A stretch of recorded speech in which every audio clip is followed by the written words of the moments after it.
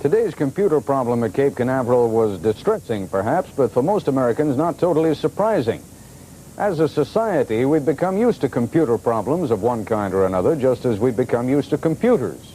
We're so used to them, in fact, that few of us stop to think of the extent to which they now play a role in our everyday lives, a role that shows every sign of growing even bigger. We have two reports, the first from Bettina Gregory.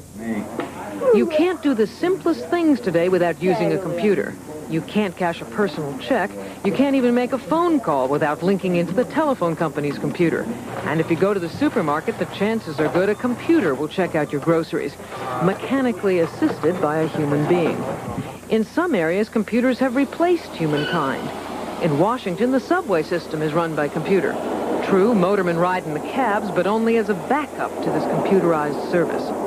In the airline industry, computers will reserve your seat on a plane. And make no mistake, when you take off, it's the computers who tell air traffic controllers how to get you safely to your destination.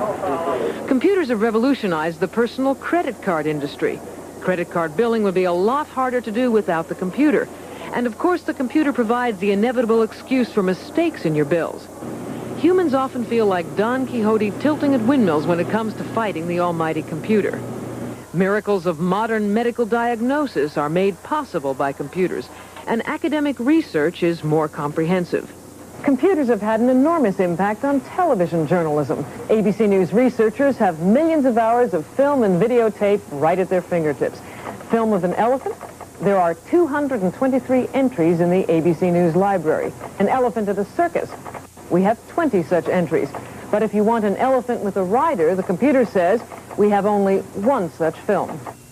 It's a small computer that puts the letters on your television screen, and another one that creates special effects, which were once too expensive and time-consuming to produce before the age of the computer. Since Wall Street started using computers, volume on the big board doubled and redoubled to as much as 70 million shares a day. The government certainly uses computers. When you pay your taxes, IRS computers will audit the returns. The federal government also uses computers to track down runaway husbands on welfare. And now the Reagan administration wants to cut down the number of welfare cheats by putting a computer cross-check on everyone who gets government help. That's going too far, says the American Civil Liberties Union. But for the most part, computers have become such a way of life that many people believe they don't invade their privacy. That's because in America today, life, liberty, and the pursuit of happiness is inevitably linked to a computer. Bettina Gregory, ABC News, New York. This is Ken Kashiwahara. Personal computers are being welcomed in schools and in businesses and in homes without any mention of invasion of privacy. In fact, assembly lines are literally grinding them out, attempting to keep up with demand. Personal computers have become popular because of their size and their cost. They are compact because their tiny memory banks are made out of even tinier microchips. A basic unit can be had for as little as $1,500. Schools use the computers not only to teach children, but to teach them about computers. Educators at this junior high school say students are going out into a computer world and should know something about it. Small businesses have latched on to the personal computer boom, using the devices to map out financial plans and to print memos and letters, all at the touch of a button. And the personal computer is beginning to invade the home. In this house, the solar power is controlled and regulated by a computer. Here, the computer is used to entertain. Video games are programmed and the battle is waged. And Fred Wilkinson says he uses his home computer to store information and to learn. It's a daily event. There isn't a day that goes by that either through a magazine or through the keyboard or through a program or through talking to somebody that I don't pick up more and more information. And it's a growing experience. I see that in myself, and I see it in other people who I deal with that started out much the same way I have. The personal computer boom has been a boom to one company in particular. It has become the Big Apple in this land of high technology. Since the Apple Computer Company was founded 5 years ago, its sales have skyrocketed from about $100,000 to more than $100 million. Stephen Jobs helped build the first Apple computer in his garage. He is now 26 years old and is chairman of the board. And he sees his computer's future as the future of mankind. This is a 21st century bicycle that amplifies a certain intellectual ability that man has.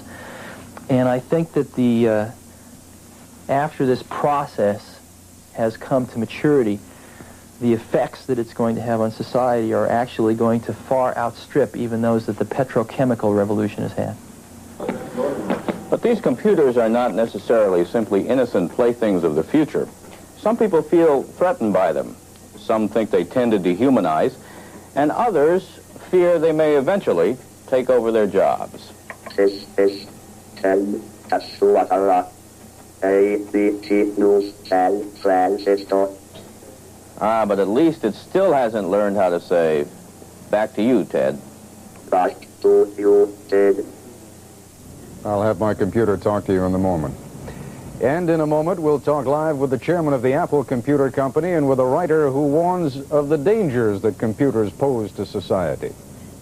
Really an example of sort of the role that computers are now playing in our lives, in the sense that that computer that malfunctioned was really as critical to the success of the shuttle as the thrust of the boosters that were going to lift it up in the air.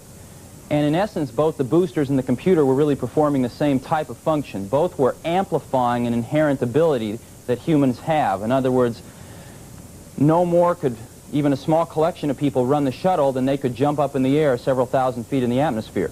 All right, there is a sense, though, that many of us have who really don't understand how computers work or what they do for us or to us, that we are becoming controlled by the computers. Any danger of that happening? Well, as you know, the product we manufacture, many people see it for the first time and they don't think it's a computer. It's about 12 pounds. You can throw it out the window if the relationship isn't going so well. And I think if you look at sort of the process of the technological revolution that we're all in, it's a process of taking very centralized things and making them very democratic, if you will, very individualized, making them affordable by individuals for a small collection of tasks, if you will, sort of from the passenger train to the Volkswagen. All right, we heard you talking on tape a moment ago about the bicycle of the 21st century. Right. What were you talking about? Well, actually, I read a survey in Scientific American in the early 70s, and what this survey had done was it measured the efficiency of locomotion for various species of things on the planet, birds, fish, dogs, and it ranked them. And it turned out that the condor won. The condor took the least amount of energy to get from point A to point B, and man sort of came in with a rather unimpressive showing about a third of the way down the list. But someone at that magazine had the insight to test the efficiency of man riding a bicycle. And man riding a bicycle was twice as good as the condor, all the way off the end of the list. And it really illustrated man's ability as a tool maker to fashion a tool to amplify an inherent ability that he has. And that's really exactly what we feel we're doing. We're really sort of blazing the trails for the 21st century bicycle, but to amplify a slightly different inherent ability that man has, the ability of a certain part of intelligence. Right now we're at the mechanical part of intelligence, where one of these devices can free a person from many of the drudgeries of life and allow really humans to do what they do best, which is to work on the conceptual level, to work on the creative level. All right, David Burnham, you have some concerns about computers, and I guess in part they have to do with the invasion of privacy, and they do invade our privacy, do they not? They certainly do, and we have many examples from our history. Mr. Jobs said that the computer amplified the ability of man. That's true, but man, history tells us, has done good things, and he's also done bad things. The Census Bureau, for example, used computerized punch cards to help locate the Japanese Americans in 1941 when they were all, so many of them were arrested on the West Coast. All right, I keep borrowing this phrase from the NRA, you know, guns don't kill people, people kill people. Computers don't do that to people. People using computers do that. Isn't a computer in and of itself a neutral tool that can be used for good or evil? It is, and men use guns to kill people, and men use guns to hunt animals. The question is our society alert enough to understand the power of the computer and to turn it toward the good things, or are there people and occasions when we use this tool for a bad purpose? All right, Steve Jobs, I realize this is your baby and you've made a career out of it, but you're also something of a philosopher. Do you see the inherent possibility of bad coming out of all of this? Well, I think one of the things you really have to look at is you have to go watch some kids using these things. As an example, 97% of the high school students that graduate from Minnesota have hands-on experience with these personal computers, learning how to use them. We call this computer literacy. They're actually happening in the elementary schools now. And you go watch kids interact with these computers, and what you find is far from something quite harmful. In effect, what you see is an instantaneous reflection of a part of themselves, the creative part of themselves being expressed. And it's just very, very difficult to see these kids using this tool and realizing that they're going to have these tools available for the rest of their lives to portray that as something very harmful. It's actually something quite democratic. All right, but I mean, the government, and I think Mr. Burnham was leading us in this direction, the government has the capacity by using computers to get all kinds of information on us that we're really not even aware that they have. Isn't that dangerous? Well, I think the best protection against something like that is a very literate public, and in this case, computer literate. And I think you're actually seeing that happen right now. In the personal computer area, again, computers that people can afford themselves, we've already reached approximately 1 in every 1,000 households in the United States. And I think over the next 5 or 6 years, that figure will be 1 in 10. Ultimately, it will be 1 in 1. And I think the feeling of computer literacy among the populace is the thing that, for me at least, gives me the most comfort that that centralized intelligence will have the least effect on our lives without us knowing it. Mr. Burnham, are you comforted by that thought that somehow we will all have the capacity to defend ourselves against computers by owning and being able to control computers? Well, I wonder whether the individual citizen alone is any match, say, for the United States Army when a few years ago it began surveillance programs of hundreds of thousands of people who were lawfully voicing their opposition to the war in Vietnam. I wonder whether the individual citizen can control the Army, or whether the individual citizen can control the Census Bureau if it decides to break the rules and make information available which the citizen has given to it. All right, but on balance, are you for them or against them? I think there's a tremendous danger that the public is not aware of enough at this moment. I think if we are aware that perhaps we can use them for the good things that Mr. Jobs sees in them. All right, computer literacy, you're both in favor of that, and I thank you both very much for being with us.